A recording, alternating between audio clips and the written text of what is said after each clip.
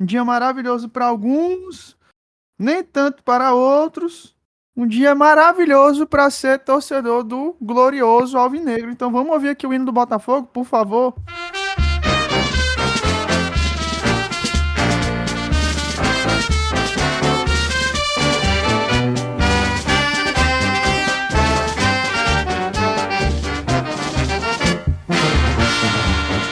Botafogo, Botafogo, campeão desde 1910.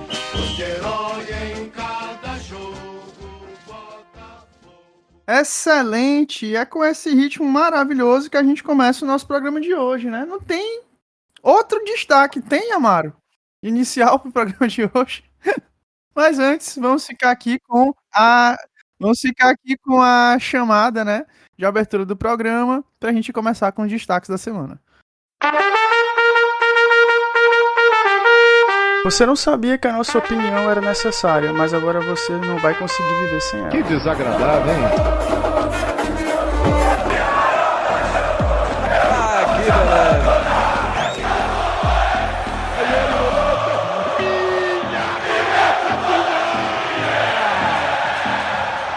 Saiu pro Ronaldinho, pé direito, bateu! Gol! Brasil!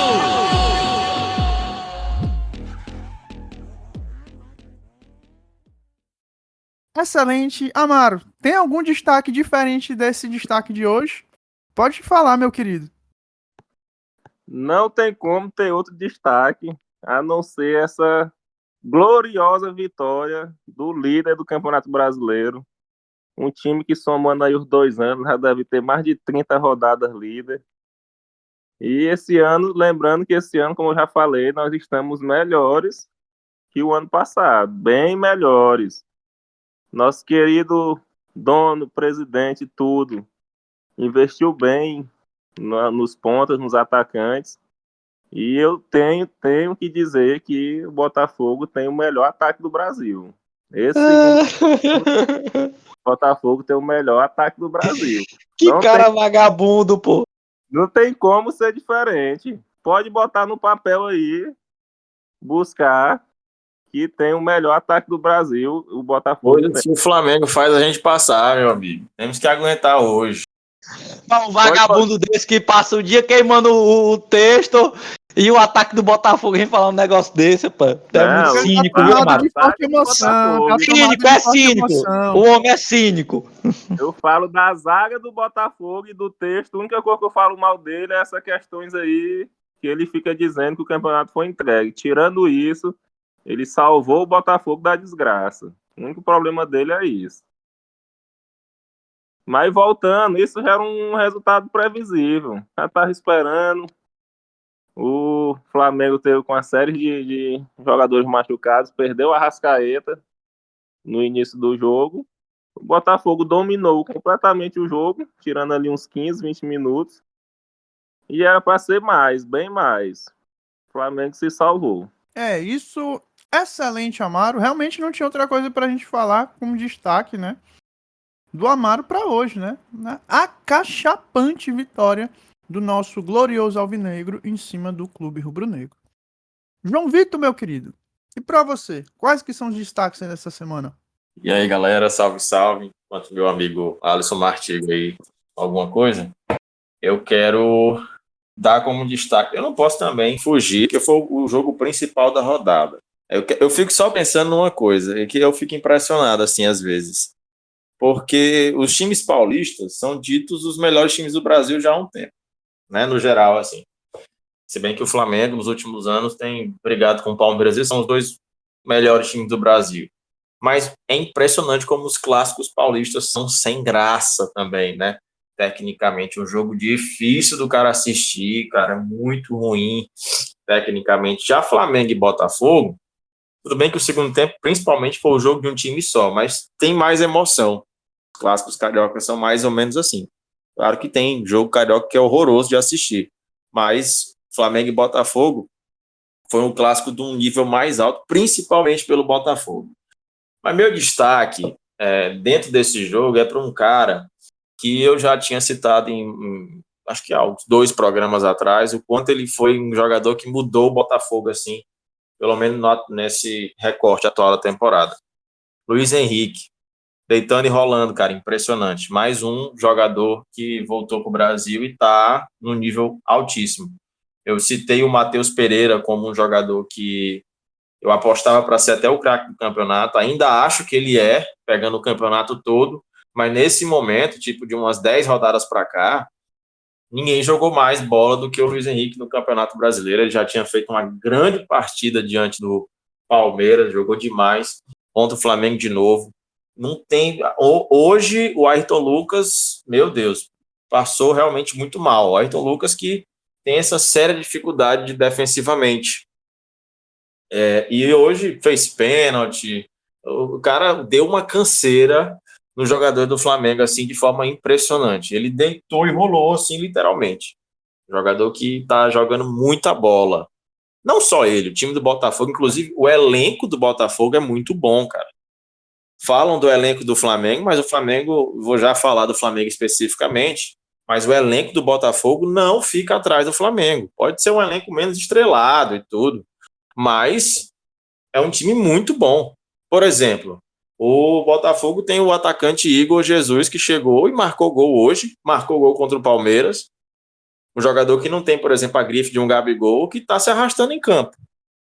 Então, no papel, você pode até, pelo nome, ver que o Flamengo tem um elenco melhor do que o Botafogo, mas quem está jogando mais, o elenco melhor em campo, tem sido o Botafogo. Isso também passa pelo trabalho do treinador. O cara chegou outro dia e o Tiquinho tá no banco por questão de ter tido uma lesão recente, mas hoje o titular é o Igor Jesus, está jogando demais, não tem como mexer. Então, eu fico muito impressionado como o Botafogo montou esse elenco de uma maneira tão certeira. A Almada perdeu o pênalti hoje, mas jogou muito bem. Aí depois o Botafogo coloca o Alan no jogo, Alan, não sei como é que pronuncia, acho que é Alan, aquele ex-volante da seleção brasileira.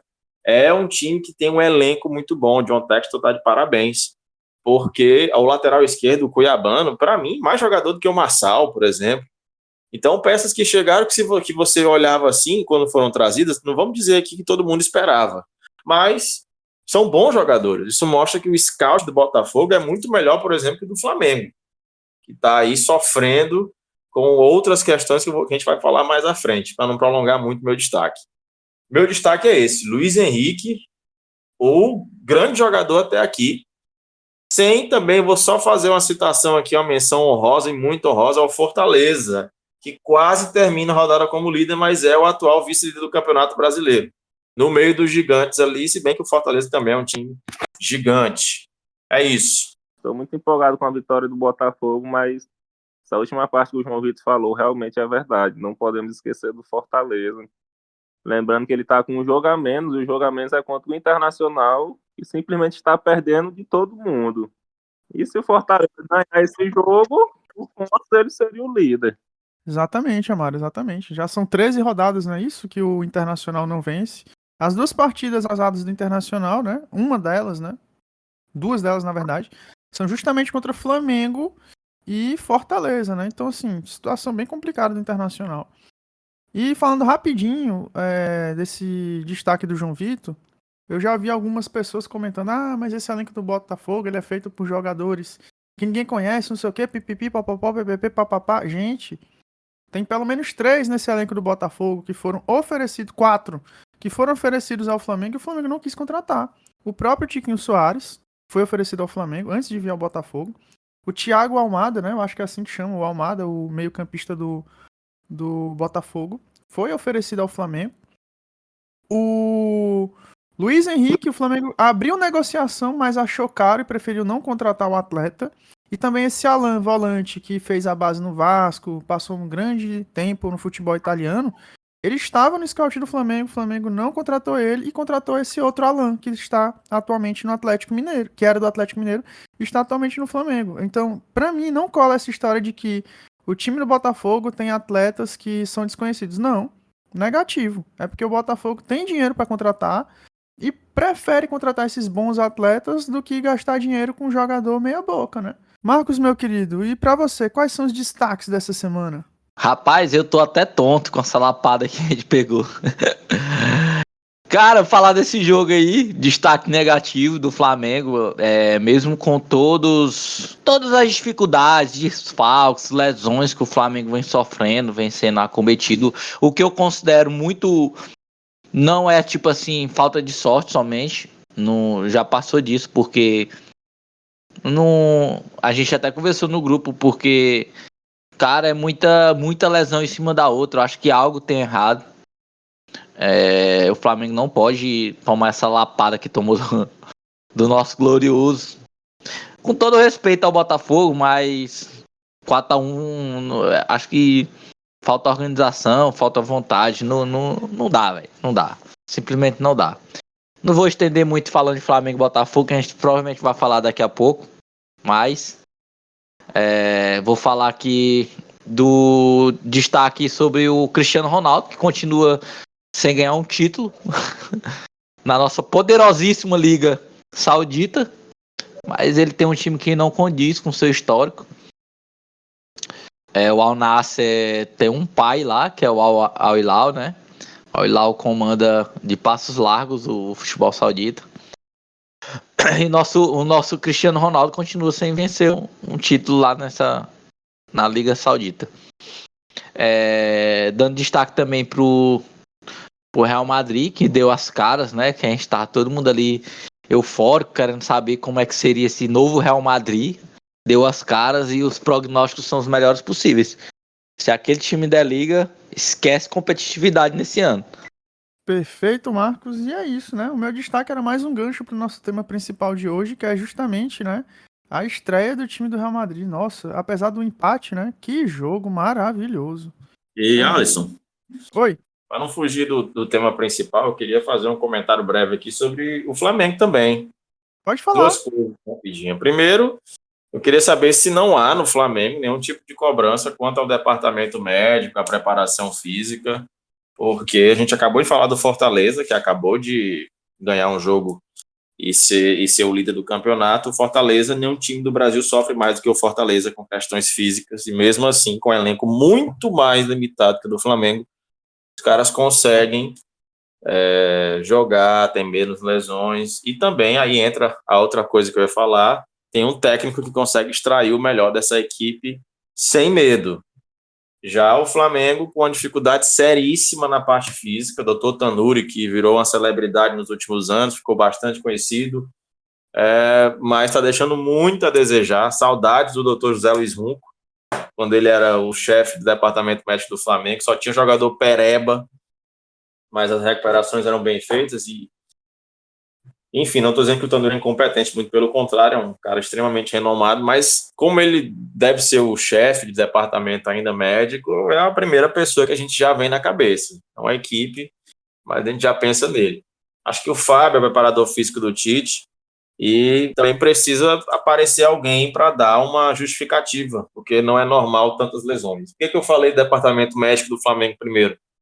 Porque para quem acompanha os problemas de lesões que o Flamengo tem, já vem de 2021, principalmente. Muitos jogadores se lesionando. O Flamengo, para aquela Libertadores contra o Palmeiras, foi todo quebrado. O Arrascaeta, por exemplo, jogou a final, mas poucos dias antes estava se recuperando de uma lesão ainda, jogou no sacrifício. Claro que tem lesões que não tem como impedir, né? Como foi o caso da lesão do Bruno Henrique, por exemplo, uma lesão gravíssima, mas muitos problemas físicos, e a gente fica sem entender. Por quê? Porque desde o começo do ano, o Tite poupa jogadores. Poupou jogadores no jogo da Libertadores para jogar a final do Carioca. Né? Já começou a poupança de jogadores no início do ano. E ainda assim, quando chega nesse momento mais importante da temporada, o Flamengo sofre com repetidas lesões. Hoje saiu o Arrascaeta. Inclusive, estava demorando, né, para o Arrascaeta ter uma lesão. Já tivemos o Pedro. Dá até para entender um pouco o Pedro, porque o Pedro não tem substituto, porque o Gabriel é um morto dentro de campo. Aí o Pedro joga repetidamente. Aí se lesionou. O Gabriel também se lesionou. E aí fica uma complicação só. Né? Então, eu acho que seria muito interessante. Isso não vai acontecer, porque nunca acontece. Mas deveria ter um esclarecimento, pelo menos de forma interna, uma cobrança. Porque senão o Flamengo vai novamente perder títulos, né, por conta disso aí. Já o Tite, é impressionante como o Tite é um cara extremamente, eu diria que medroso, e o quanto ele parece que não tem conhecimento das próprias peças que ele tem na mão. Impressionante isso. Hoje ele entregou a bola para o Botafogo, se acovardou aí de um jeito que não precisava ter feito isso, porque imagina, enfrentar um time jogando naquele nível que o Botafogo tá, e você simplesmente entregar a bola pro Botafogo e deixar os caras numa zona de conforto. O Botafogo pegava a bola, trocava passe de um lado pro outro e ninguém apertava. E com jogadores como realmente, não dá para defender o Alan, cara. O Alan é um jogador bizonho. E esses meninos da base do Flamengo, mano, pelo amor de Deus, cara. Eu nunca vi uma base tão sem sangue quando chega no profissional. Parece que os caras metem uma marra danada. Pô, o Vitor Hugo já tá com uns 2 anos que é profissional, acho que desde a época do Renato Gaúcho, 2, 3 anos. O moleque começou bem, depois caiu. Não sei o que é que acontece, não sei se os caras metem a marra. O Lohan também, mesma coisa. Matheus Gonçalves, que tem um love da torcida aí, quando entra não joga nada. Não sei o que é que acontece. Algo tem que ser feito. E o Tite com essa confiança extrema nas mesmas peças. Segundo alguns aqui desse grupo, defendem o Tite como se o Tite perdesse jogos nos detalhes. E é mais uma vez um exemplo por que o Tite não perde jogos nos detalhes. O Flamengo vem jogando no limite há um bom tempo já. Jogando mal, ganhando, quase não consegue fazer um 2-0 em cima do Bolívar, que é um time fraquíssimo. É o Flamengo atropelar um time como o Bolívar. Se o Flamengo tivesse pegando um time mais forte, já era quase eliminado, tá jogando nada. E aí enfrenta o Botafogo, e a grande marca registrada do Tite é o trabalho defensivo, e a defesa do Flamengo hoje é uma mãe de peitão, entendeu? Não tem como defender um trabalho desse, tá já devendo há um tempo, e não adianta colocar desculpa em lesões, desfalques não, porque elenco ele tem suficiente, os jogadores têm a responsabilidade, e ele também, não dá para isentar ninguém aí, por isso que eu queria fazer essa citação. Perfeito. O Marcos aí parece que tá querendo também desabafar. Vai lá, Marcos, bota pra fora.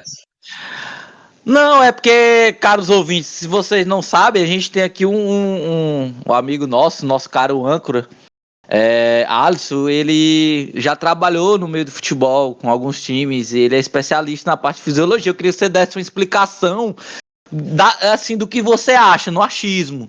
O do porquê o Flamengo tá estourando tanto, cara, porque na minha visão não justifica, velho. Não justifica, tem algo de errado. Eu quero que você dê aí uma explicação pra gente, na sua visão. Beleza, então, assim, meninos, do meu ponto de vista, o que está acontecendo com o Flamengo são consequências de 2 principais fatores. O João Vitor falou um negócio que é muito certo, né? Esses meninos da base do Flamengo e tudo mais tal. Um garoto, quando ele sobe da base pro time principal, o nível de competitividade não é o mesmo. Você pega um jogo de sub-20, sub-17, sub-18, tem muito espaço, o menino corre, não tem tanta obrigação assim de marcar. Quando ele pega um jogo de profissional, ele não aguenta jogar no ritmo dos profissionais, né? Eu sempre lembro o caso daquele atleta Samir, que jogava no Flamengo, aquele zagueiro. Ele jogava 2 partidas, terceiro ele lesionava. Eu me recordo que teve um jogo, não sei se foi de Copa do Brasil ou se foi Brasileirão. Ele estourou a posterior da coxa cobrando falta. Então, assim, os meninos da base, eles realmente vão ter dificuldade em manter competitividade jogando no profissional por conta do ritmo, né? É um ritmo completamente diferente. No profissional você não para, você tá toda hora correndo, né? E é nesse ponto que eu elogio, por exemplo, a montagem de elenco do Botafogo. São atletas novos, atletas jovens e que aguentam jogar 70 minutos de alta intensidade. E o treinador sempre vai fazendo essas trocas. No caso do Flamengo, nosso elenco ele é velho, a base, né? O titular do nosso elenco é velha. Tem de 26 anos pra cima. Você pega ali o Rossi, apesar de que goleiro não sofre tanto com isso, né? Mas o Varela é um jogador velho, né? Assim, a nível de futebol competitivo. O Vinha, ele já tinha uma certa idade, né? E o Vinha, detalhe, o Bielsa falou que o Vinha estava por um triz de ter uma lesão. E teve. Nós temos Davi Luiz, Fabrício Bruno, Léo Pereira, que já tem idades avançadas. Nosso meio de campo a gente já tem um Gerson, que não é mais um menino. O Arrascaeta, que todo ano, quando chega no mês de agosto, o Arrascaeta lesiona. O Pedro, que ele nunca foi um jogador de se doar tanto assim, né? Defensivamente para ajudar o time. Então a gente tem uma composição de elenco que não é talhada para ser tão intensa fisicamente. Ela é mais eles são atletas que são muito bons no toque de bola, que não é a característica dos times do Tite. Então eu vejo que ele está tentando colocar o estilo de jogo dele com atletas que não são feitos para o estilo de jogo dele. né? E vai ter esse conflito. E como o João Vitor observou, ele é muito fiel ao esquema dele de jogo. Então ele não vai trocar. O Gerson vai jogar até estourar. Porque o Tite não vai trocar, porque ele não sente confiança no elenco. Então, para mim, são duas coisas, são esses dois fatores. Primeiro, para a proposta de jogo que o Tite quer, ele não tem elenco. Ah, mas melhor elenco da América e tal. Pá. Hoje a gente estava num determinado momento do jogo com o Everton da base, Everton Araújo da base, o Vitor Hugo, o Lohan e um zagueiro improvisado de meia, que era o Léo Ortiz. Esse nosso elenco ele não é tão bom assim. Para a proposta do que o Tite quer, não é. E o outro aspecto é justamente esse, né? Quantos reforços do Flamengo teve nessa janela? Nenhum. Se eu não estou equivocado, só Flamengo e Cuiabá, ou foi Flamengo e Atlético Goianiense, não tiveram contratações nessa janela. Então, assim, a gente já perdeu 4 atletas por lesão. O Vinha, que não joga mais esse ano, Cebolinha, que não joga mais esse ano, o Arrascaeta hoje e o Pedro. Sem contar o Gabigol, né, que já era reserva. Nós perdemos 5 atletas. Qualquer time vai sentir para 5 atletas. Olha o Real Madrid no final da temporada passada, quando perdeu Tchouaméni, Camavinga. Teve partida que teve que jogar com o... Meu Deus, me esqueci o nome do atleta. Mas enfim, o ano passado teve que jogar com o Tchouaméni improvisado de zagueiro no time do Real Madrid. Todo time vai sofrer com isso, né? Então, assim, a situação do Flamengo pra mim é um avião caindo. Um avião nunca cai por um problema, ele cai por vários. Então são vários fatores. Você vê foto do diretor de futebol com a torcida organizada, se preparando para as eleições. O foco dele tinha que ser o clube, né? Tinha que ser o futebol do clube. Aí você vê que uma parte do dinheiro que poderia ser para reforços, o Flamengo investiu na compra de um terreno, né? Que vai fazer com que nos próximos anos o Flamengo perca poder de compra no mercado. Você tem esse envelhecimento do elenco do Flamengo e a não renovação e não contratação. Então, assim, são vários fatores. Você culpar só o treinador é muito pouco. O treinador tem a parcela dele de culpa de não rodar esse elenco, né? Então, na minha visão, seria isso, basicamente. Então, tal que eu já tava esperando o Flamengo ser amassado hoje pelo Botafogo. Isso aí, pra mim, Pois foi perfeitamente normal. que a gente já tinha, porque é o seguinte, esse time do Flamengo, essa diretoria do Flamengo, para mim, inclusive, eu já falo isso há um tempo, Marcos Braz, por exemplo, já é um ciclo encerrado, já é um cara que já tem muito desgaste e que teve os acertos dele, mas tem muitos erros. Os critérios de contratação estão já defasados, já estão ultrapassados. Jogador, o Flamengo gosta de contratar jogador que já é refúgio. A grande maioria, se você observar, a grande maioria é jogador refúgio hoje em dia. O Flamengo quer o Cebolinha, que está jogando muito, é verdade, mas é o que mostra o critério. Vai buscar um jogador lá da Europa que já está no declínio, fisicamente falando. Entendeu? Aí brigou pelo Luiz Henrique, achou o Luiz Henrique caro, sabe? Mas oferece um contrato com 50% a mais de renovação para o Gabi Morto. Aí vem buscando opções no mercado, uma dificuldade imensa, perde várias semanas lutando pelo Claudinho. Por quê? Porque só quer fazer contratações impactantes. Essa diretoria do Flamengo, ela pensa no que ela vai fazer para se autopromover, principalmente nesse ano que é ano de eleição. Foi assim que o Flamengo errou quando contratou o Sampaoli para ser técnico do Flamengo, porque tem o lobby, tem a mídia, e a diretoria ama a mídia. Ama a mídia, fazer esse tipo de contratação, ama fazer esse auê todo. Agora tem a questão do estádio também, que eles amam se autopromover com isso. Então, muitas vezes, 99% das vezes, o Flamengo fica abaixo dos interesses desses caras. E a cortina, o que camuflava isso eram as conquistas, mas as conquistas não estão vindo, meu amigo. Já vem em 2023 horroroso, vergonhoso, a maior vergonha da história do Flamengo. E em 2024, se caminhar dessa maneira, vai vir de novo.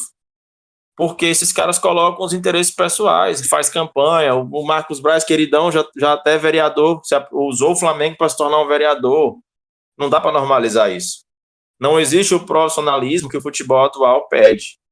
Então, 2019 foi um ano que deu tudo certo, mas igual 2019 não aconteceu mais. Não aconteceu mais. 2022 foi uma sorte, porque apostaram no Dorival para ser bombeiro e acabou dando muito certo. 2021 já foi um ano que não deu certo. E 2023 não preciso nem comentar. Perfeito, João Vitor. Torcedores do Flamengo, Pode falar, Mário. Acredito que os torcedores do Flamengo, eles viram 2019, viram todo ano ganhando título e imagino que todo ano vai ser 2 títulos. Eu vejo que não funciona assim. Rapaz. Calma. O Tite tem os problemas dele, mas eu particularmente estou mais pro lado do Alisson, que o Flamengo tá com vários jogadores machucados, vários. O Tite esse ano só perdeu 2 jogos com 2 gols de diferença. Os 2 jogos foi contra o Botafogo, que é o líder do Campeonato Brasileiro. O Tite fazia 11 anos que o time dele não levava 4 gols. E vai demorar bem mais tempo para acontecer isso de novo. Tu quer eximir o Tite de culpa, rapaz, de tudo. O Tite, uma coisa... Vai, Marcos. Bota pra fora. Ele quer eximir o Tite de culpa de qualquer forma, João Vitor. Tu tá vendo isso aí, pô? É muita paixão, pô. Não é nem torcedor, nem...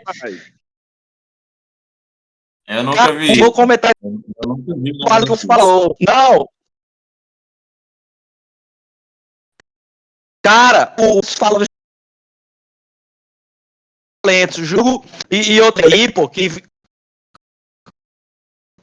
com outros treinadores vinham se atacando, pô. E os caras jogar. Simplesmente o Tite não consegue botar novos jogadores de base pra trabalhar com ele, pô. Não consegue. Isso ele tem culpa, pô. O time tá com um elenco. O time do Flamengo tem um elenco muito melhor que a maioria, 90% ou mais dos times brasileiros.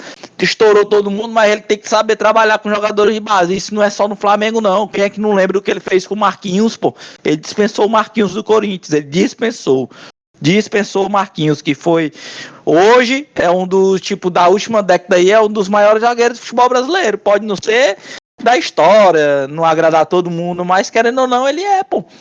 Quer eximir o Tite de culpa? O próprio Tite, ele dispensou o Everton Ribeiro, mas eu tô entendendo o que o Amaro tá querendo dizer. É porque assim, ó, vamos pensar aqui efetivamente. O Flamengo demite hoje o Tite. O Tite, ele já tá demitido, né? Vamos admitir. O Tite, ele já tá demitido, então só esperando se pegar o time da Copa né? do Brasil aí e perder, porque agora no Já final era. de agosto, né? Os jogos. Exatamente. Ele joga sem o Pedro, sem o Gabigol e sem a Arrascaeta, pelo visto. Aí, meu amigo, porra, né? O que o Amaro tá tentando defender aí é indefensável.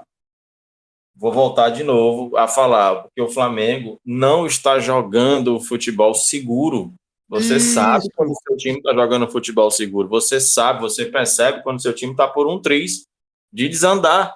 E o Flamengo está desandando. A cada jogo mostra uma involução. Foi exaltado, né, João Vitor? O Tite sempre foi exaltado por uma defesa muito sólida. E a gente não vê isso. O Flamengo é a 4ª defesa do Campeonato Brasileiro que mais tomou gol.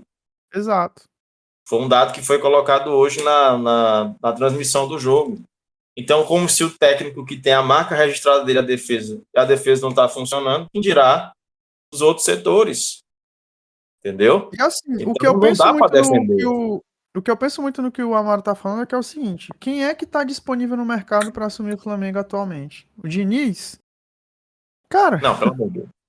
É isso que eu tô querendo dizer. Se o torcedor do Flamengo não cair a ficha dele, gente, quem são as opções que o Flamengo tem para assumir o Flamengo caso o Tite caia? Será que são melhores do que o Tite? Tipo assim, se o Flamengo não conseguir paz com o Tite como treinador, esqueça, meu amigo, porque não vai conseguir mais, por não. Isso que o futebol é uma coisa complexa que todo mundo tem que parar para pensar. Se nós tivéssemos uma diretoria que realmente entende de futebol, ou que se esforça para entender, estaria pelo menos acontecendo alguma cobrança nesse sentido. Os caras não entendem de futebol, não entendem de politicagem, então eles não têm nem peito para cobrar ninguém. Eu acho que esse cálculo da defesa aí tá errado, do Flamengo. Rapaz! Eu não acho que o Flamengo tem parece, a defesa não é nem a 4ª defesa pior, não.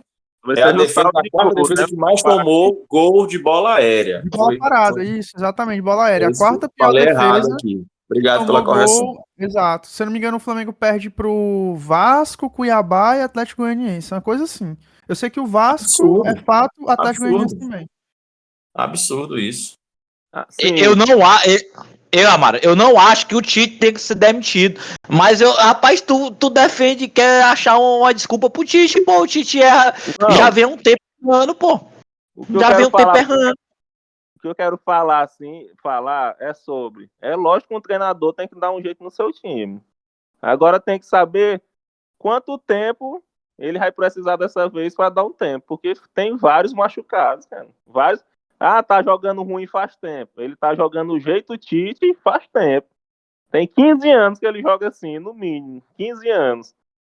Só que esse ano pegou o Flamengo, jogou o campeonato. Não vamos nem contar o campeonato carioca, mas iniciou os outros campeonatos daquele jeito sempre, titismo de sempre, mas ganhando.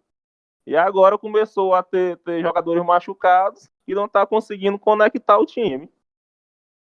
Agora, agora a torcida, normalmente a torcida brasileira não sabe esperar, e a do Flamengo menos ainda. Principalmente com um técnico do estilo do Tite, que atacar é a última opção. Perfeito. E assim, pra gente encerrar essa parte, né? E a gente ir pro o que seria o tema da semana, mas aí não tem como a gente não falar dessa derrota cachapante do Flamengo e exaltar uma excelente partida do Botafogo. O Marcos Braz, diretor de futebol do Flamengo, tá aqui falando que o Flamengo tem grandes chances de contratar o Michael, né? Então, assim, a gente vê como essa diretoria do Flamengo ela não pensa em montagem de elenco. Tu acabou de falar, foi exatamente o que tu acabou de falar. Né? Que foi exatamente que foi o que eu acabei de dizer. Assim, gente, essa diretoria do Flamengo atual, ela não tem planejamento para ser vencedora. É só a gente resgatar no tempo. Quem foi o treinador que o Flamengo contratou, que o Landim contratou para iniciar o projeto dele? Abel Braga. E o Abel Braga tava com futebol idêntico ao do Tite, aos trancos e barrancos e tudo mais, tal. O jogo que ele foi demitido foi aquele jogo que foi 3-2 contra o Atlético Paranaense, gol de cabeça do Rodrigo Caio, lembrando o Rondinelli, 1978, Deus da raça. Foi demitido. Aí, pausa pra Copa América, veio o Jorge Jesus, deu no que deu. Aleatório. Aí, Jorge Jesus foi embora, não quis renovar. Chegamos no ano de 2020, pandemia, e aí, o que é que o Flamengo faz? Traz quem? O mordomo do Pepe Guardiola, né? Trouxe o Domenech. Domenech também tomou várias goleadas, uma defesa péssima, contrata o Rogério Ceni. Rogério Ceni pega, tira o William Arão do meio de campo, coloca na defesa, todo mundo chama de louco. Deu certo, Flamengo campeão brasileiro, apesar dos percalços, campeão da Supercopa do Brasil em cima do Palmeiras, campeão carioca, né? Foi o último treinador do Flamengo a ganhar 3 títulos, né? É o único treinador do Flamengo, além do Jorge Jesus, a ganhar mais de 2 títulos, na verdade. E aí, depois disso, o Rogério Ceni passa por um período com lesões e desfalques de Copa América, é demitido. Vem Renato Gaúcho, várias goleadas. Na semana da final da Libertadores, ele dispensa o time de treinar e vai jogar futevôlei na praia após uma eliminação vexatória contra o Atlético Paranaense na Copa do Brasil. Aí o Flamengo traz quem para a temporada seguinte, 2022? Paulo Souza. Sem nenhum planejamento. Chega no ano de 2022, Paulo Souza, aos trancos e barrancos, não perde uma partida na fase de grupos da Libertadores. É demitido porque não estava bem no Campeonato Brasileiro, até porque não dá para você jogar todos os campeonatos bem. E aí o Flamengo traz o Dorival, que abdica do Campeonato Brasileiro para se dedicar às Copas e ganha as Copas do jeito que ganhou. Perdendo em casa para o Corinthians, chegando a estar com 2 pênaltis de desvantagem e por um milagre o Flamengo consegue ser campeão da Copa do Brasil. E na final contra o Atlético Paranaense, o Flamengo joga uma partida muito abaixo, mas com a expulsão de um jogador, o Flamengo consegue ter a vantagem na jogada seguinte, né? E aí, o Dorival deu 40 dias de férias para os atletas do Flamengo. É aleatório, totalmente aleatório o que o Flamengo faz. Desde contratações a planejamento. Então, assim, se o torcedor do Flamengo não tem esse senso crítico para refletir sobre isso, sempre vai culpar o treinador, gente. É isso que eu digo. É isso que eu digo. Culpado o Tite é. O Flamengo tá mal, tá no limite, mas esse ciclo aí já vem acontecendo várias vezes. Os caras não sabem quem contratar, os caras vão contratar pela mídia. Michael. Né? Muitos torcedores falaram até assim, não gostaram da contratação do Tite porque o Tite não tem o DNA do Flamengo. Eu achei uma grande bobagem. Acho que o Tite é um treinador que tem competência. Mas o que ele está fazendo agora, ele não está tendo DNA do Flamengo, ele não está tendo DNA de time vencedor nenhum, time grande nenhum. Está fazendo um trabalho ruim. É simples assim, não tem essa de ter DNA ou não do time. O cara tem que chegar e, com as opções que ele tem, fazer um bom trabalho. E o Tite tem opções e não faz. O que o Flamengo foi massacrado pelo Botafogo hoje, como o Alisson falou, ele já estava esperando. E eu também estava enquanto flamenguista. Eu sabia que o Flamengo ia perder hoje. Mas o Flamengo conseguiu me surpreender, porque jogou pior ainda do que eu esperava, mesmo com os desfalques que tinha. Aí o técnico também fica doido, porque o Gerson já tá estourando a lesão, o Gerson. Saiu por causa de fadiga muscular. O time teve que tirar o Gerson. Depois teve que tirar o Fabrício Bruno, o time pegando taca. Desorganizado. Aí o Léo Ortiz foi pra zaga e voltou pro meio de novo. Porque além de estar perdendo, ele ainda tem que administrar os jogadores que já estão surrados, porque vai subir o morro. Então, é uma diretoria incompetente, é um departamento médico que deixa a desejar já faz tempo, e aí o técnico tem sua parcela de culpa, mas também fica naquele fogo cruzado. E a gente sabe que sobra primeiramente para ele, e não muda nada no resto. Aí é por isso que é o ciclo vicioso. Exatamente. Amaro, quer concluir para a gente ir pro tema da semana? Agora eu gostaria de exaltar o grande vencedor, né? Falar um pouco sobre o Botafogo, a começar pelo técnico, que desde quando ele chegou, eu já falei que tinha gostado muito da contratação dele, da forma de jogo dele, e mais, que ele não deixa o time se abalar. E isso é bem importante, muito importante mesmo, pelo que o clube passou ano passado. Inclusive, mais uma vez aí surgiu uma notícia que teria ido atrás dele, um time aí da Arábia, não sei da onde. E aparentemente ele já deixou claro que isso não tem nada a ver e não vai abandonar o Botafogo. E falar desse volante, Gregory, o que esse cara joga de bola é brincadeira, viu? E não é de hoje. Já tem no mínimo É o que aí. era do Bahia, é? Acho que ele não era do Bahia, não. Não, porque teve um Gregory que foi revelado no Bahia nos últimos anos, que tinha muito time de olho nele. Não é esse aí não, né? Ele veio do Inter, veio dos Estados Unidos, do Inter Miami. Não sei se ele veio foi Eu pra acho que é esse aí. Eu acho que é esse Gregory revelado no Bahia. É esse mesmo. É mais um, agora são 5 atletas que o Flamengo foi atrás e desistiu. Pronto. E aí a galera ainda fala que, o Botafogo só tem Restolho. Gente, por favor, para de se enganar.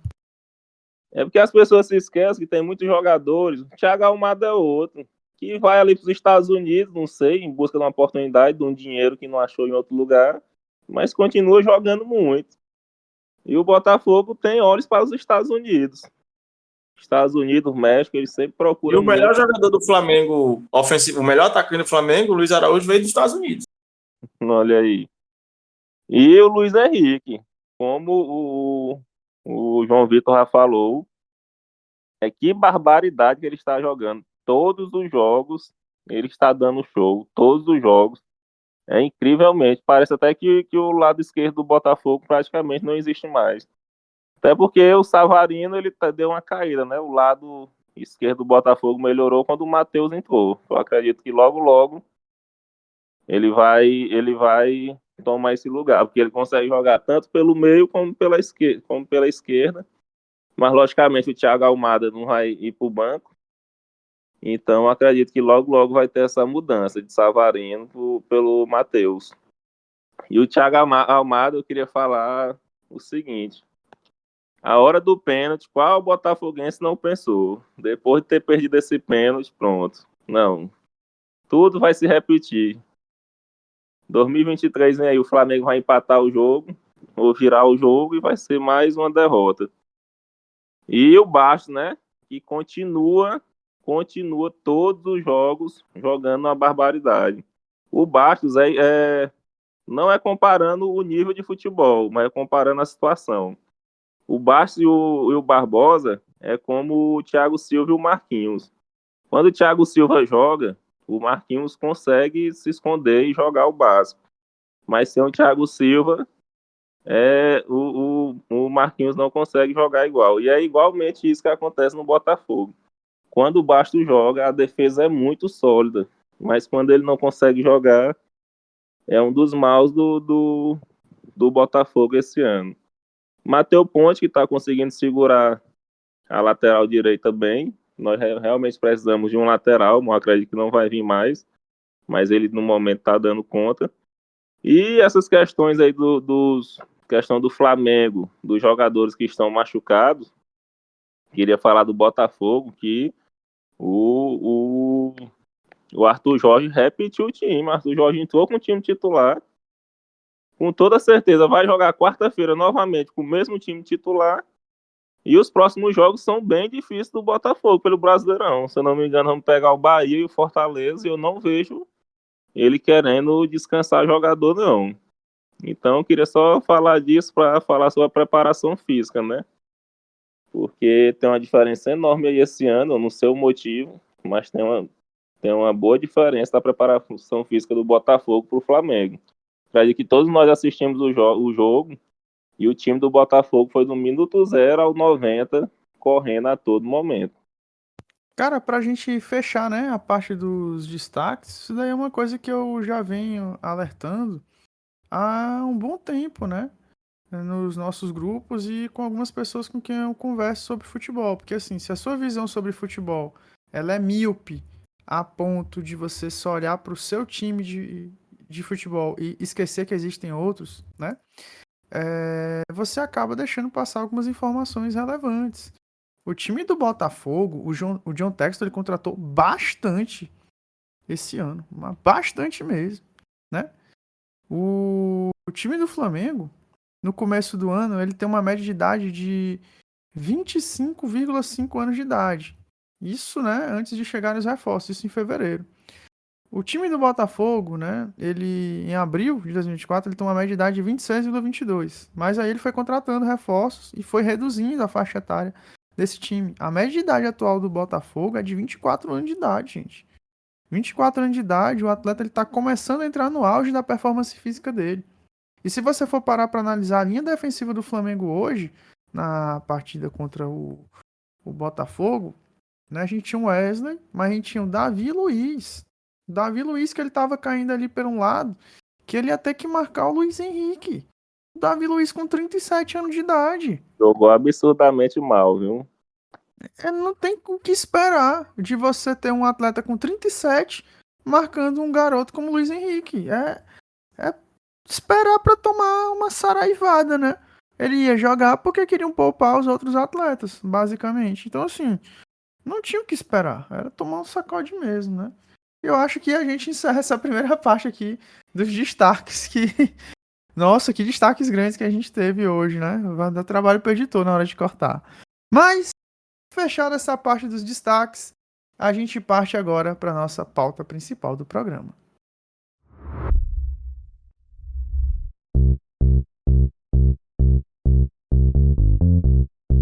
Olha, o Luiz tá devagar hoje, acho que eu vou ter que tirar o Luiz do Baiano. Baiano, aquece aí, Baiano. O pique. Dá o pique do aquecimento. O pique. Coelho brabo, DJ Brenin PZS. Segura o rolo compressor, o todo vapor, vai garota popozuda, mexe, meu amor, segura o rolo compressor. Meninos, e apesar da goleada acachapante que o Flamengo tomou, eu acredito que os principais noticiários do futebol estavam relacionados, né, à estreia do Real Madrid no Campeonato Espanhol, né, exatamente porque seria a estreia do Real Madrid na sua liga local com seu time estrelado, né, os Galácticos, os novos Galácticos da era moderna. E a gente teve uma partida, né, em que o Real Madrid empatou com o Mallorca, né? Na realidade, o Mallorca empatou com o Real Madrid. E haviam, pelo menos, né, 15 anos que o Real Madrid iniciava a temporada sem empatar ou perder. E aí a gente fica naquela, né, meninos?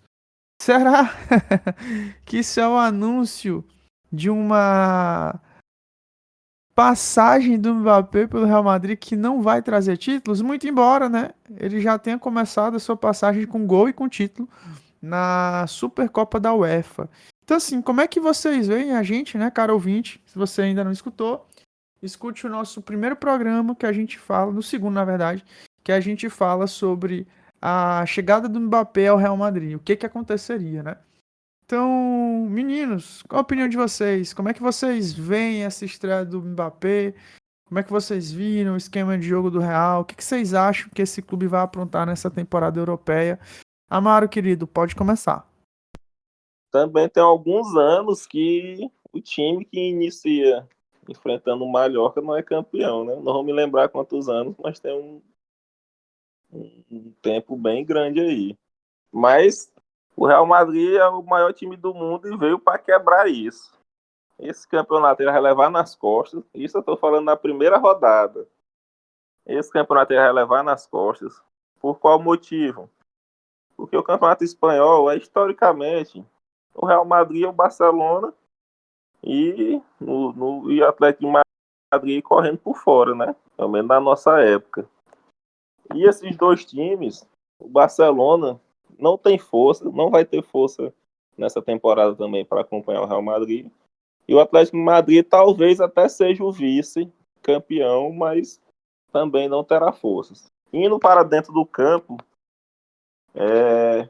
eles estão se dando bem, mas o Mbappé, e era esperado, ainda está tentando se acostumar com sua nova posição, entre aspas, no Real Madrid. Ele já jogou assim, mas nunca tinha jogado com o Vini Júnior e o Rodrigo, né? Com o Bellingham. E a gente percebe que ele está meio perdido no campo. Mas o Mbappé é um craque.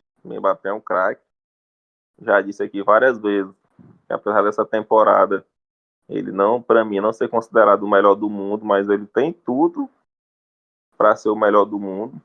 Tem tudo para bater de frente com o Vini e outros craques de bola.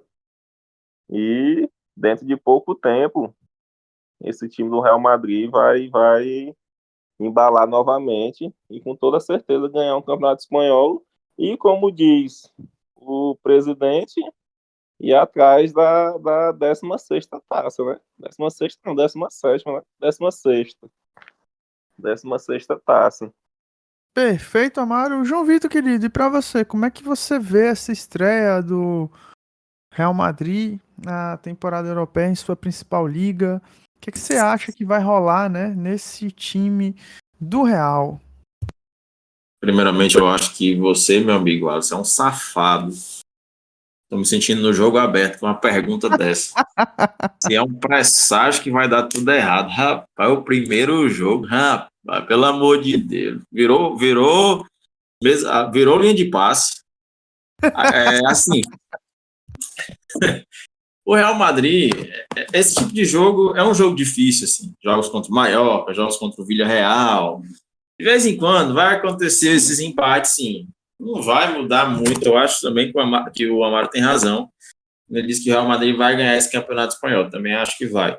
Não sei se com o pé nas costas, mas vai ganhar. Porque o Real Madrid, ele tem um bom elenco, logicamente, mas o ataque reserva do Real Madrid, embora tenha jogadores talentosos, não vai manter o nível, né? Vamos ver se tem alguma coisa aí também com as lesões. Porém, o time do Real Madrid é um time muito jovem e tal, é de uma intensidade muito grande. E o time está se acertando ainda. O Mbappé é um grande jogador, um craque, mas naturalmente ele está chegando num clube agora para exercer uma função importante. Vai levar um tempo para se adaptar, para os companheiros também, mas já deu para ver na Supercopa que já existe um certo entendimento. Então, não penso que vá ser motivo de preocupação para o torcedor essa liga aí, não. Queria destacar que o Rodrigo fez um belo gol hoje, muito importante, voltando para esse programa que o Alisson citou no nosso segundo programa, a gente comentava, né? A gente temia a respeito do Rodrigo, a gente fez até uma enquete que os nossos ouvintes votaram que o Rodrigo seria o jogador que perderia espaço.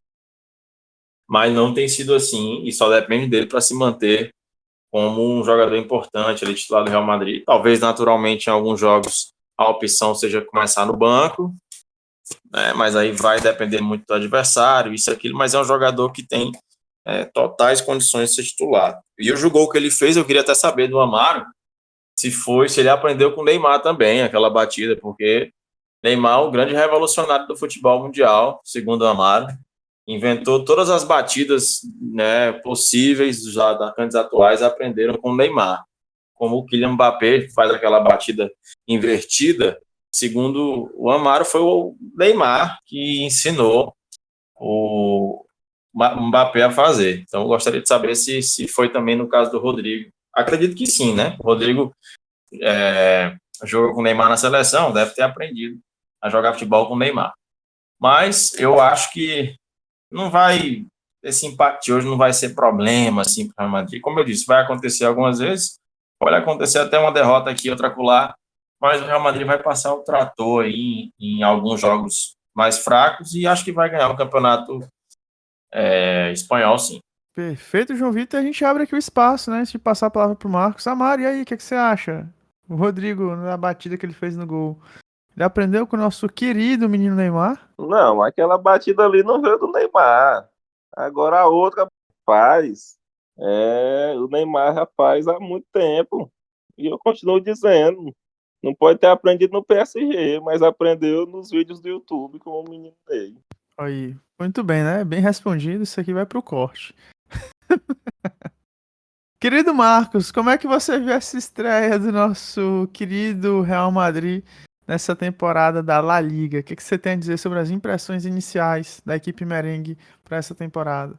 Rapaz, primeiramente eu queria dizer que esse Amaro é um safado. Negócio de tudo ele querer dizer que os caras aprenderam com o Neymar, os caras profissional, fizeram nem básico no Neymar. Eita, bicho sem vergonha esse Amaro. Cara, pra mim, Real Madrid se tratou na temporada e ganha, pode não ganhar tudo, né? Mas ganha os principais títulos, inclusive a Champions League. Se no ano passado entrou como favorito o Manchester City, nesse ano, super favorito é o Real Madrid. Esse time eu não vejo meios de não dar liga, dos caras se entrosarem. No primeiro jogo contra a Atalanta, que é um time duríssimo, vai ser um dos mais duros que eles enfrentarão na temporada, já enfrentaram na primeira rodada deles pra valer, e se saíram super bem. Ali no primeiro tempo eles foram ok, mas foram se soltando no segundo tempo e fizeram o gol até com os 4 participando do lance do segundo gol. E eu acho que isso aí vai ser o normal da temporada, cara. E outra coisa, já de antemão, o que eu acho é que o Endrick não vai ter espaço nessa temporada ainda. Tem outros jogadores lá que vão estar à frente dele e estão à frente, como o Ibrahim, que já na temporada passada, ele e o Joselu já entravam em quase todos os jogos. O Arda Güler, que chegou também, assim como o Endrick, muito novo, cheio de expectativas. E conseguiu o espaço dele nessa temporada. O Endrick vai batalhar aí. E esse Real Madrid tem tudo para ganhar a La Liga e a Champions League, que eu acredito que é o que eles vão bater forte para ganhar. Não vejo assim. Se o Real Madrid sair antes do em semifinais de Champions League, eu considero zebraça. Zebraça. Perfeito, meninos. E assim, como é que vocês viram as movimentações ofensivas do time do Real Madrid? Né? Para a gente iniciar essa discussão, eu trago esse ponto para a pauta porque eu vi o Rodrigo muito solidário em todas as ações. O Rodrigo, ele era dos 3, né, que estavam no ataque, era aquele que mais marcava, aquele que mais voltava para buscar jogo. Ele eventualmente trocava de posição com o Vinícius e com o Kylian Mbappé. Mas assim, na opinião de vocês, como é que vocês visualizaram, né, essas soluções ofensivas do Real Madrid? Porque o Mbappé ele não estava sempre parado ali, como aquele 9 de ofício, como era o nosso querido Karim Benzema. Então, como é que vocês viram as movimentações ofensivas da equipe do Real Madrid? Amaro, pode começar. Você falando do Rodrigo, o Rodrigo ele sempre foi assim, né? Ele sempre gosta de se entregar mais e ajudar bem mais os seus companheiros. O Vini Júnior também. Inclusive, quando voltando tempo atrás, quando o Bellingham chegou no Real Madrid, tinha aquelas discussões se ia ter intriga ou não, e logo percebemos que não existiu isso. E eu espero que continue assim com o Mbappé. O Ancelotti até brincou, dizendo que ele não curtiu as férias, né? Que o Real Madrid deu esse trabalho para ele de conseguir encaixar esse ataque da melhor forma possível. E está fluindo bem. Mas não significa que vai continuar essa escalação o ano todo. A La Liga é bem mais fácil, todos nós sabemos disso, é bem mais fácil. Mas quando iniciar a Champions League, talvez não continue dessa forma, porque está extremamente ofensivo. Extremamente ofensivo. E não é o Tchouaméni e o Valverde que vai conseguir segurar outras equipes de melhores, outras equipes bem melhores. Mas para o Campeonato Espanhol, tem tudo para dar certo. Esses 11 jogadores iniciais. Perfeito, João Vitor. E para você, como é que foi esse entrosamento do novo trio de ataque do Real Madrid? O entrosamento está acontecendo ainda, como eu falei anteriormente. É claro que é mais fácil quando você tem jogadores de muita qualidade técnica. Tem o Bellingham também nesse bolo aí, então tem que coordenar muito bem essas ações para o Real Madrid não ficar um time exposto. Não adianta você fazer 2 gols e tomar 3. E é natural que o Rodrigo seja o jogador assim mais voluntarioso, porque ele joga com o melhor jogador do mundo, que é o Vinícius Júnior, e tem que estar ali sempre com a liberdade para atacar, que é ele que cria as principais jogadas, principalmente na ausência do Toni Kroos. Eu acho que o Real Madrid pode perder jogos nessa temporada. Não coloco o Real Madrid como, assim, como o Max falou, que aposta no título da Champions League. Eu prefiro esperar, porque o Real Madrid vai sentir falta de jogadores como o Toni Kroos. E aí o jogo vai ficar ainda mais concentrado no Vinícius. E aí esse é o problema também, porque o Vinícius já fica sobrecarregado mesmo quando o Toni Kroos jogava. Imagina então agora. E o outro jogador que o Rodrigo divide o ataque é o homem gol do time. Foi contratado para fazer gols, que é o Kylian Mbappé.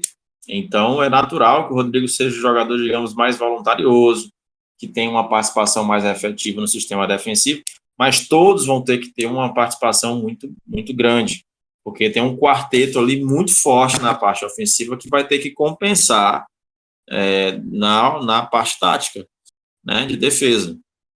E tem que ser muito bem coordenado. Então é aí que o Real Madrid precisa, o mais rápido possível, entrosar, né? Eu enxergo pelo menos dessa maneira. Eu não estou conseguindo lembrar qual foi a escalação do meio de campo do Real Madrid hoje, porque o jogo aconteceu na hora do Clássico Paulista e eu fiquei vendo só lances. Não acompanhei. Valverde, Bellingham e quem foi o outro? Tchouaméni, não foi isso, Amaro? Isso.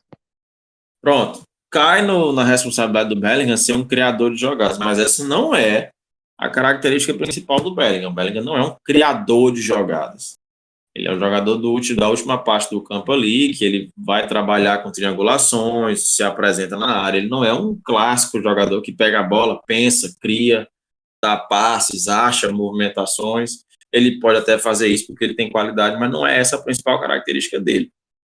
Então, o Real precisa de um jogo muito assim organizado, porque senão vai ficar entregando bola para os adversários quando enfrentar os times mais fortes e vai puxar contra-ataque. Mas quando enfrentar os times mais fracos, que vão deixar de qualquer jeito o Real Madrid com a bola e vão se fechar, né, essa é a complicação. Vai precisar de jogadores que achem passe. Por isso que um empate contra o Mallorca na casa do Mallorca não é um resultado tão absurdo e tão alarmante assim. É alarmante pelo lado de entender que o Real Madrid vai ter suas limitações. Mas eu digo alarmante dizer que, meu Deus, empatou com o Mallorca. Mas por esse contexto, dá para a gente ver que esses times que são muito ofensivos, né, um time muito verticais, como é o caso do Real Madrid, quando eles enfrentam as equipes mais fracas que vão se defender, eles encontram muita dificuldade por causa disso. Porque os times formam as famosas linhas ali, ficam retrancadinhos, e aí o Real Madrid precisa ter a bola, precisa propor o jogo, mas nem sempre dá certo. Você enfrenta um adversário que consegue fechar bem os espaços. E aí?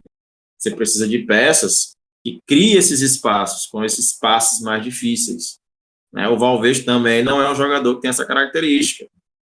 É um jogador de chegada, principalmente pelos lados, tem muito vigor físico, chuta muito bem na entrada da área, mas não é um cara que vai... Só se ele evoluir a ponto de se tornar esse jogador. Mas hoje não. E o Tchouaméni é um jogador que faz saída de jogo. Então, não dá para você não vê no Real Madrid uma peça que organize o jogo. Só se for o Arda, que está no banco, que tem uma capacidade de ser um bom meio organizador, né? Mas pronto ali, o cara absoluto não tem. E esse, para mim, é o ponto que o Real Madrid pode sofrer. Perfeito, João Vitor. E para você, Marcos, como é que você viu essa estreia do Real Madrid e essa participação ofensiva do novo trio de ataque do Clube Merengue? Cara, é como eu falei. o Real Madrid não enfrentou um time qualquer, não, uma galinha morta. Pode ser que muitos ouvintes aí não acompanham o Real Madrid de perto, ou então a própria Atalanta, e não saiba quem é a Atalanta, cara. A Atalanta é um time que já há muito tempo aí, já umas, acho que 4 a 5 temporadas ou mais, vendo sendo um time constante e chato de se jogar contra. É um time pronto, é um time duríssimo de se enfrentar. E eu acho que, tipo, o primeiro tempo, inclusive, a Atalanta foi melhor do que o Real Madrid, como eu falei. Só que o segundo tempo. Já Atalanta de 0. O jogo foi contra o Mallorca, rapaz. Ah, tá falando contra os mais. É que ele tá falando da Supercopa, ele trocou as duas aí. Troquei a bola, desculpa. Calma. Não, mas contra o Mallorca, eu confesso que eu não acompanhei, eu não vi o jogo. Aí fica difícil de eu falar de como o Real Madrid saiu. Pois tu faz o seguinte, ó. A pergunta já tá gravada, como eu fiz a pergunta. Não corte, não. Não invente, não. Não corte, Não precisa cortar, não. Eu só me Vai, confundi. Continua. Eu tô vendo aqui a escalação do Real Madrid contra o Mallorca. Saiu mesmo com um time que eu acho que considero o melhor do time, né? Courtois, Rudiger, Militão, Carvajal, Mendy, Berliga, Tchouaméni e Valverde. Um meio de campo... Puta que pariu, que meio de campo, velho. Mas aí eu concordo em um ponto com o João aqui, que Berligan, Tchouaméni e Valverde não são nenhum controlador de posse de bola, organizador. O único cara, assim... Único não, porque o Arda Güler tem essa característica também, né? A gente não sabe se ele vai conseguir assumir esse protagonismo quando entrar no time do Real Madrid. Mas tem o Modric, que já está em fim de carreira, não vai ser titular. Esquece, não vai ser titular. Eu acho que a proposta desse ano do Real Madrid vai ser diferente. Vai ser apostar num poder assim, de pressão no futebol intenso. Desses 3 meio de campo são jovens, com extremamente força física. Os 3 são muito fortes fisicamente. Tanto o Bergkamp, Tchouaméni e Valverde são muito fortes fisicamente. E joga lá na frente para Vinícius Júnior, Mbappé e Rodrigo resolver, cara. Desculpa. E tem tudo para eles resolverem. Eu vou discordar de um ponto que o João falou, que vai ficar muito sobre o Vinícius. Eu acho que no ano passado era assim. No ano passado, a temporada passada, porque a temporada do Campeonato Europeu é diferente do nosso. Mas a temporada passada era assim, era muito concentrado os ataques em cima do Vini. E hoje não, hoje vai ser bastante dividido. Nem tanto com o Rodrigo, mas com o Mbappé. O Mbappé tende a trazer mais as atenções para ele, puxar mais a marcação. Pode ser que o Vinícius Júnior, se o ego não subir na cabeça, como a gente já discutiu isso plenamente e várias vezes, se destaque até mais com a presença do Mbappé. O Mbappé tá jogando como um falso 9 ali, flutuando dentro da grande área, saindo, porque todo mundo sabe que ele é muito rápido, super habilidoso. Então, eu acho que a presença do Mbappé tende a melhorar o Vinícius Júnior e tende a melhorar o Rodrigo. Tanto que foi no primeiro recorte, não na primeira partida. Aqui no ataque hoje, não à toa, aqui olhando as notas, Vinícius Júnior e Rodrigo tiveram notas melhores que o Mbappé, porque eu acredito que as atenções e a marcação foi mais forte no Mbappé, porque ele ficou mais próximo do miolo de zaga do time adversário. E outro ponto que o João botou que é verdade, que esses times menores vão enfrentar o Real Madrid, não vão bater de frente, vão se recuar, vão fechar a linha de 5, e isso dificulta para o Mbappé, na nova posição que provavelmente ele vai jogar e eu creio que ele vai assumir. Perfeito, Marcos. E assim, né? Pra gente chegar aqui na parte final do nosso programa.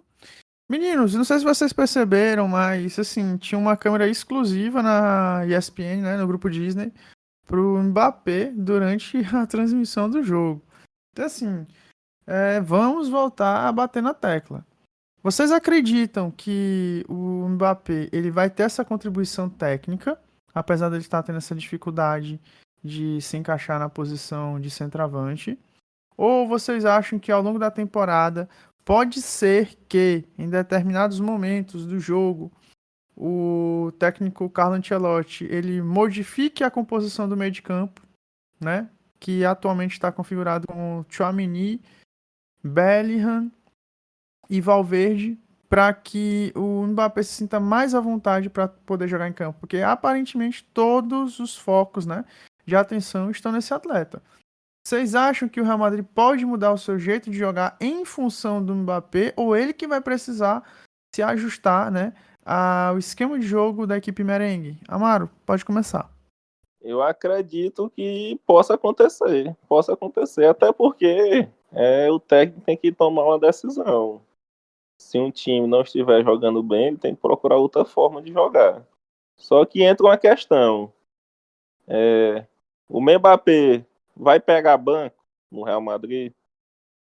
Eu não vejo isso acontecer. Eu acho bem difícil.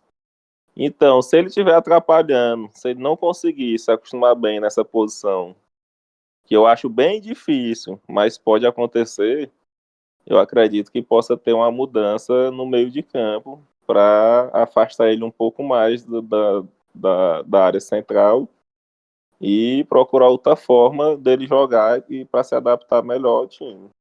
Detalhe, né, que o Ancelotti já falou que o Rodrigo não sai do Real Madrid enquanto ele lá estiver, né? Então, que isso fique bem claro. O dono do time, né, por assim dizer, o treinador, o Ancelotti, falou que ele não abre mão do Rodrigo. João Vitor, querido, e pra você, na sua concepção, você acha que vai tender mais para qual lado?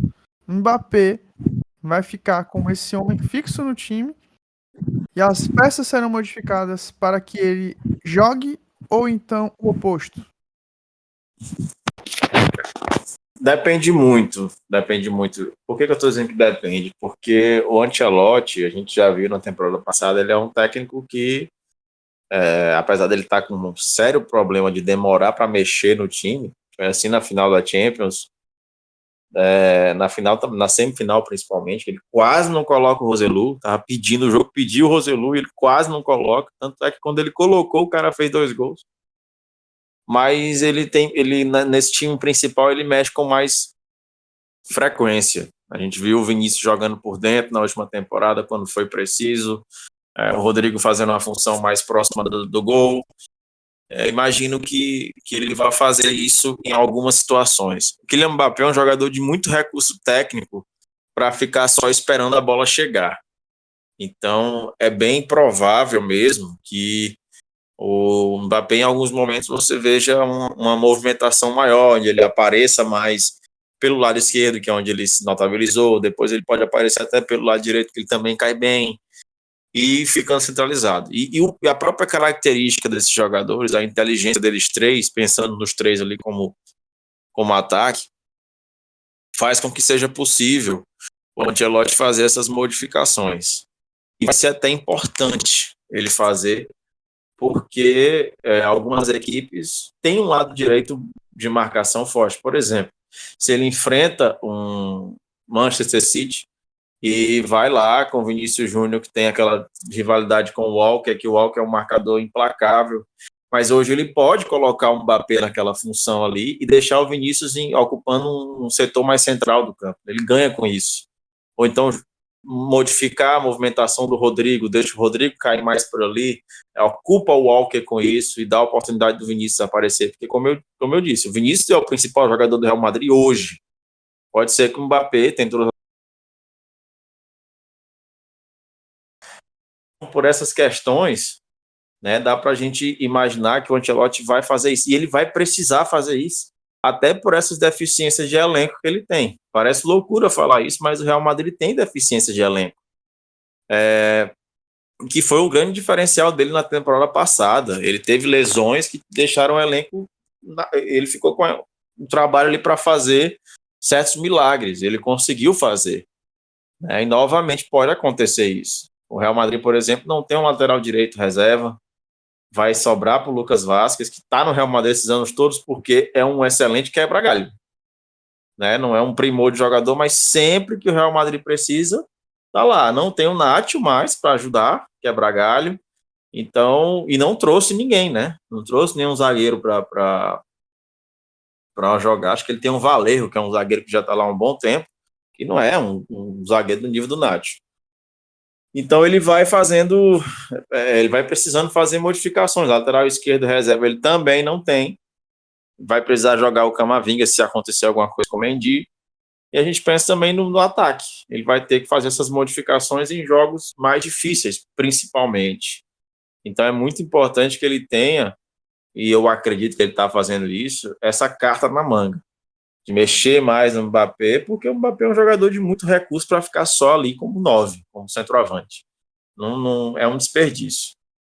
Perfeito, João Vitor. E para você, Marcos, como é que você vê essa relação de composição de elenco do Real Madrid, né? Proposta de jogo. Você acha que o Ancelotti vai ficar refém do Kylian Mbappé ou você acha que ele é como uma peça como outra qualquer que será modificada, né, ao longo da temporada para que o Real Madrid consiga ser campeão? Cara, o Real Madrid não é de hoje. O João tocou no ponto aí que o nosso Carvajal não tem reserva de imediato, assim, um reserva mesmo lateral, e que o Lucas Vazquez é quem faz essa função na ausência dele. Isso não é de hoje, eu acho que já tá com bastante tempo, e eu acho que, com o poderio financeiro do Real Madrid já tinha dado para conseguir um lateral aceitável, suplente pro Carvajal, até mesmo que chegasse para ser titular. Já vem sendo falado aí, eu acho que é até em cima do que a gente vem falando, sobre o Arnold, né? O Arnold está em fim de contrato com o Liverpool, está sendo vinculado ao Real Madrid, e seria uma boa. Tempos atrás foi o Reece James, que é ótimo jogador, mas é de vidro, do Chelsea.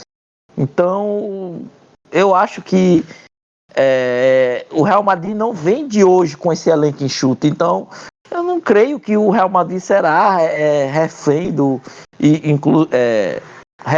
Mbappé, porque já está acostumado a jogar assim, com um elenco enxuto. O Real Madrid tem um elenco que entende seus papéis, entendeu? Os reservas entendem os papéis dele.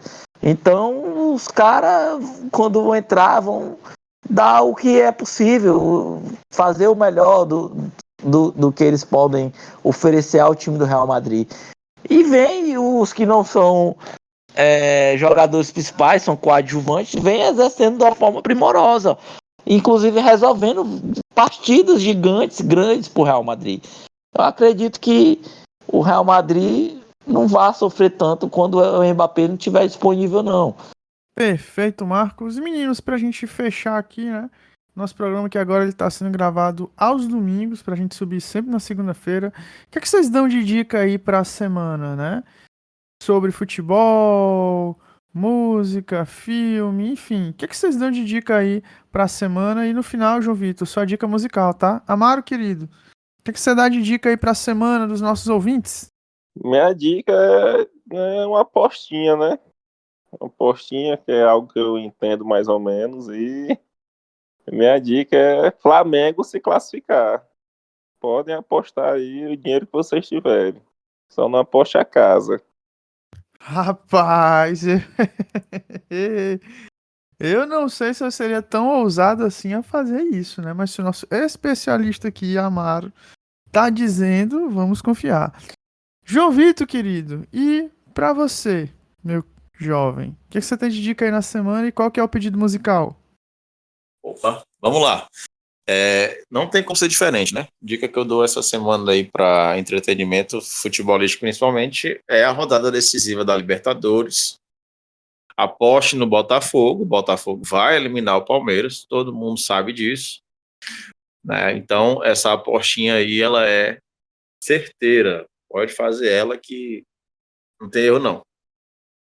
Bom, eu queria pedir a música Saudade da Rosa, do genial Bartol Galeno, por favor, para a gente encerrar o programa aí, que hoje eu tô naquele pique. Saudade da Rosa, Bartol Galeno. Exatamente, João Vitor. Excelente música, né? Andava a toda velocidade. Marcos, meu querido, você que tá perto de se casar, a depender do resultado de um certo concurso.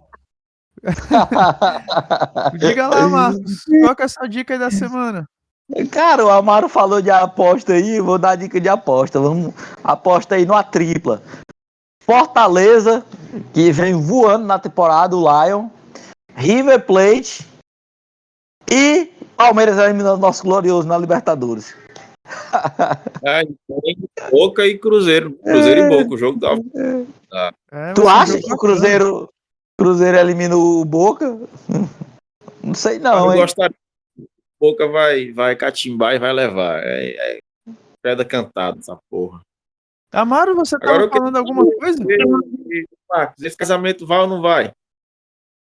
Ah, esse casamento aí, Marcos, como é que é? O João Vitor perguntou, vai ou não vai?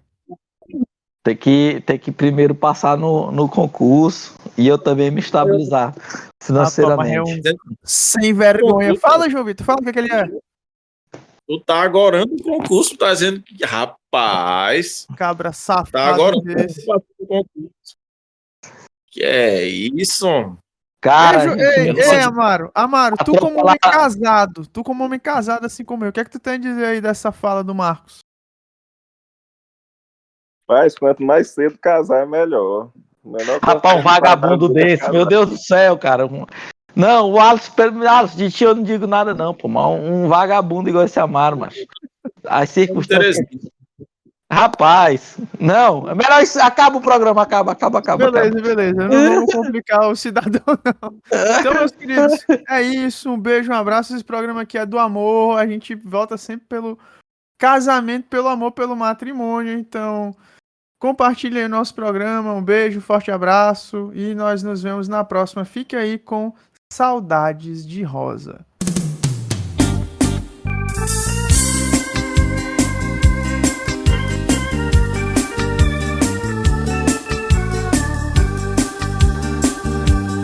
Eu ontem tive tanta sorte, a malvada da morte andou perto de mim.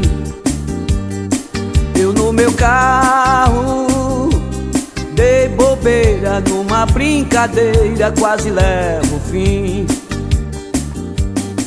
Eu no meu carro dei bobeira, numa brincadeira quase levo o fim.